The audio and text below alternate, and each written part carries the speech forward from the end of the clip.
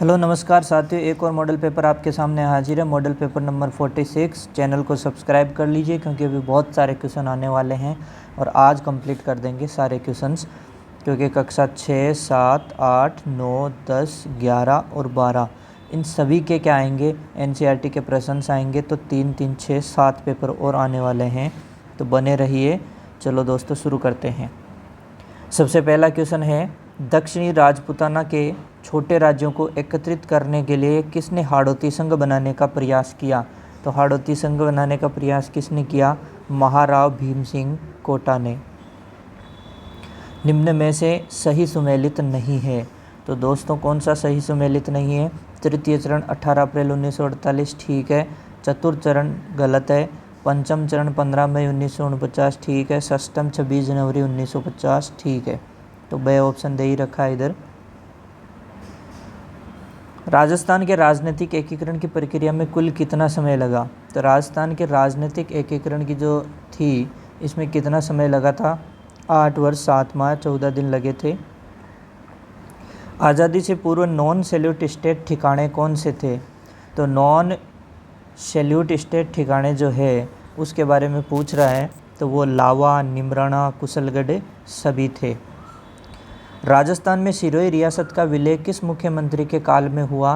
तो सिरोही रियासत का जो विलय है मोहनलाल सुखाड़िया इनके काल में। तो सिरोही का विलय 1 नवंबर 1956 को हुआ, उसमें मुख्यमंत्री मोहनलाल सुखाड़िया थे।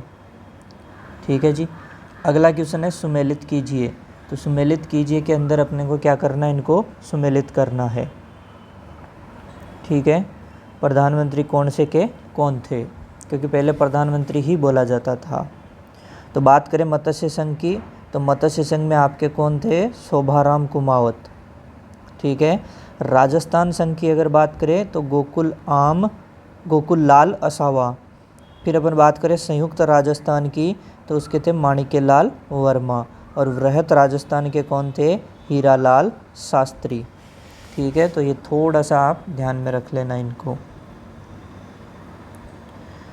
किस आयोग की सिफारिशों पर आबू दिलवाड़ा तहसीलों एवं अजमेर मेरवाड़ा क्षेत्र को राजस्थान में मिलाया गया?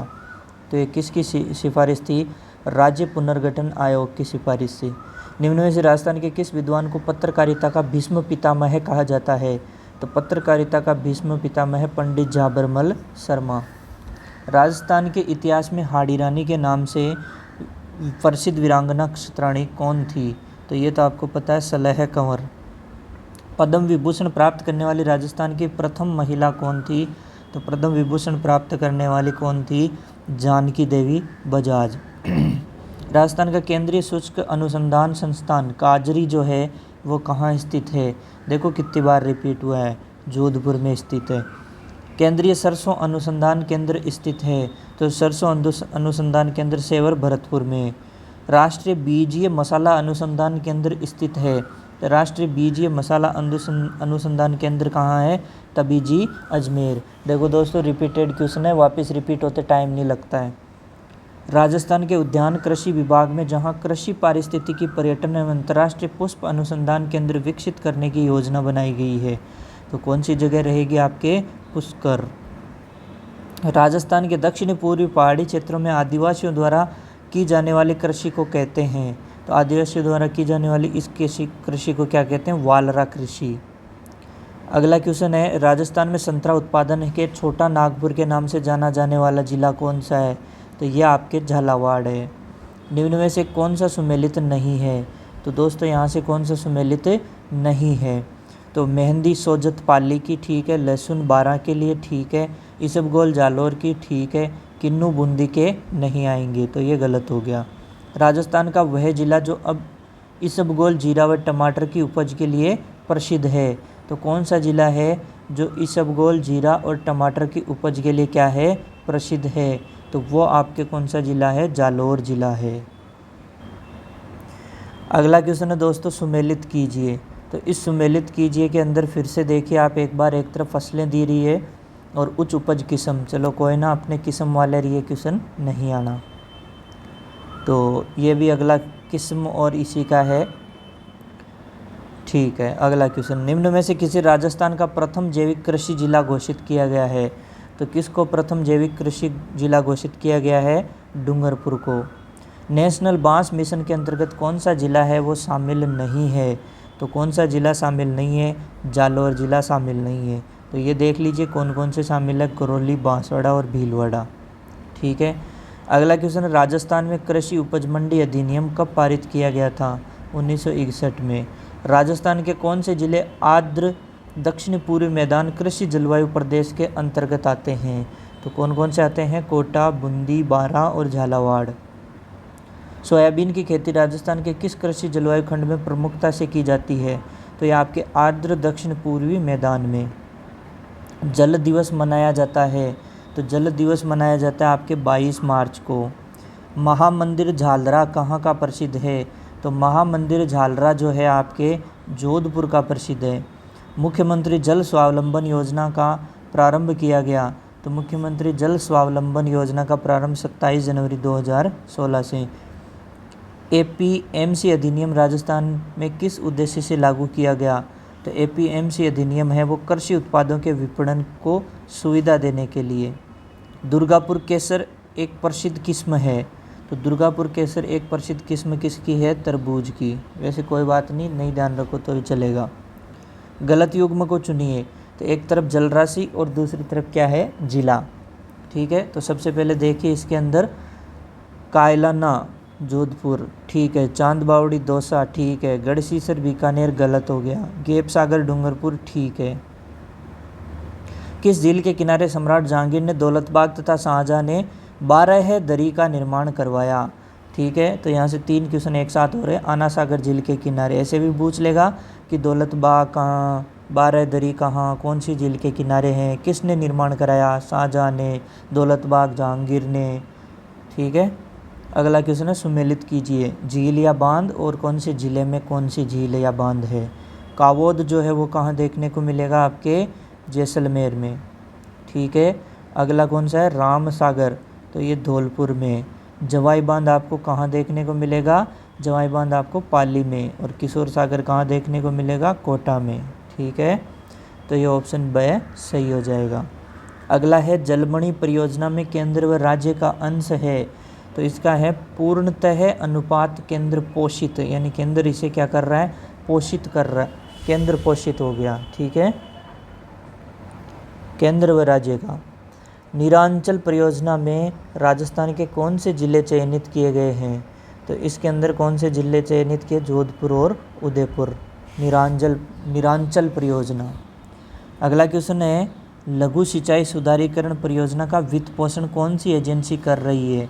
तो कौन सी एजेंसी कर रही है? जापान अंतर्राष्ट्रीय सहयोग एजेंसी। राजस्थान की सबसे वृहद सिंचाई परियोजना है, तो सबसे वृहद सिंचाई परियोजना इंदिरा गांधी नहर परियोजना है। इंदिरा गांधी नहर की शाखाओं का उत्तर से दक्षिण का सही क्रम है, तो इसकी शाखाओं का उत्तर से दक्षिण का सही क्रम पूछा है। अनूपगढ़, कुगलगढ़, बिसलपुर और चारणवाला। गौरी देवी राजस्थान की किस गायन शैली से जुड़ी है?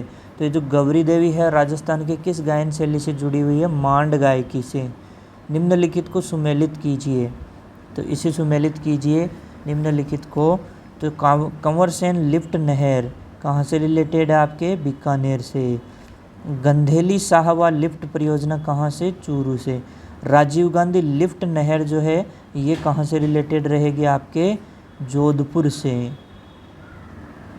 फिर अपन बात करें किसकी? गजनेर लिफ्ट परियोजना, तो गजनेर लिफ्ट परियोजना आपके कहाँ से हो जाएगी रिलेटेड?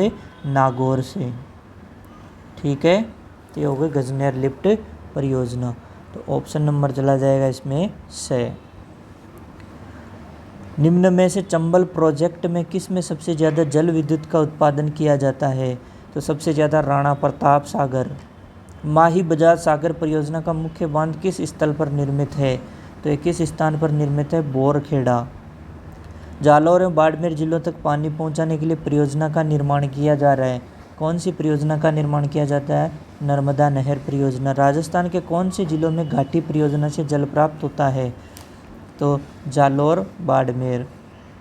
राजस्थान के किस जिले में भाखड़ा नागल बांध से सबसे अधिक सिंचाई होती है? तो कौन से में? हनुमानगढ़ में। भाखड़ा बहुउद्देशीय परियोजना किसका संयुक्त उपक्रम है? तो ये आपके राजस्थान, पंजाब और हरियाणा का। निम्न में से कौन सा सही सुमेलित नहीं है? ठीक है, तो यहाँ से जाखम उदयपुर बांसवाड़ा, नर्मदा जो है वो बाड़मेर सिरोही, सोम कमला अम्बा डूंगरपुर, सिद्धमुख जयपुर सीकर गलत हो गया। निम्न में से पुष्टिकर का संबंध निम्न में से किस क्षेत्र से है? तो पुष्टिकर का जो संबंध है वो आपके जल से है। निम्न में से रचना रचयिता का कौन सा युग्म गलत है? तो रचना और रचयिता में से देखो, वीर विनोद श्यामल दास ठीक है, बातारी फुलवारी विजयदान देता ठीक है, पीथल और पाथल कन्हैयालाल सेठिया ठीक है, चेतावनी चुंगटिया ये गलत हो गया। जर्मनी द्वारा पोषित आपणी योजना राजस्थान के किन जिलों में चल रही है? तो आपणी योजना है वो चूरू हनुमानगढ़ में चल रही है। राजस्थान में पाए जाने वाला निम्नलिखित में कौन सा खनिज भारत में इस खनिज के उत्पादन में पूरे 100% योगदान करता है? बहुत अच्छा क्वेश्चन है, वॉलस्टोनाइट। तो पूरे 100% योगदान राजस्थान दे रहा है। निम्न में से कौन सी एक गोवंश की नस्ल नहीं है? ये तो आपके लिए कोई क्वेश्चन ही नहीं है। हाँ, ये ध्यान रखें, अपन नॉर्मली मुर्रा पढ़ते हैं या मुर्रा है, क्योंकि अंग्रेजी में ऐसे लिखते हैं। अब क्या है, ध्यान रखें, जैसे इसका हिंदी में लिखा तो इस तरीके से लिखा, तो और भी कई ध्यान रखना आप लोग, हिंदी के अंदर इस तरीके से लिखी हुई चीज़ें आ सकती है। तो जैसे एक क्वेश्चन आया था बार बड़ी, ठीक है, बाड़ बड़ी। अब अपने को पता ही नहीं है ये बाड़ बड़ी क्या है, लेकिन जो बारबरी नस्ल है ना उसी को बाड़ बड़ी लिख दिया है, तो ये तोतला होगा कोई। तो ऐसा ध्यान रखना, ऐसा कोई भी गड़बड़ हो ना तो अपने सोच समझ के आंसर कर देना उसका। राजस्थान भारत में का सबसे बड़ा उत्पादक है। किसका सबसे बड़ा उत्पादक है? सीसा और जस्ता का। निम्नलिखित को सुमेलित कीजिए। तो एक बार फिर से इनको क्या करना है, सुमेलित। फेल्सपार, तो फेल्सपार के लिए अगर बात करें तो कौन हो जाएगा आपके? अजमेर। फिर फ्लोराइट, तो फ्लोराइट के लिए आपके कौन हो जाएगा? डूंगरपुर। कैल्साइट के लिए कौन हो जाएगा? सीकर। और वोलेस्टनाइट के लिए कौन हो जाएगी? पाली हो जाएगी। ठीक है, कौन सा सही हो जाएगा? ए ऑप्शन सही हो जाएगा। राजस्थान में हीलियम गैस कहाँ मिली है?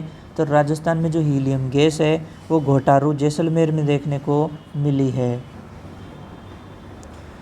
निम्न में से कौन सा राजस्थान के तेल क्षेत्र का नाम नहीं है? तो देखो, ऐश्वर्या है, सरस्वती है, रागेश्वरी है, लेकिन लक्ष्मी नहीं है। निम्न में से असुमेलित युग्म है, तो असुमेलित युग्म कौन सा है?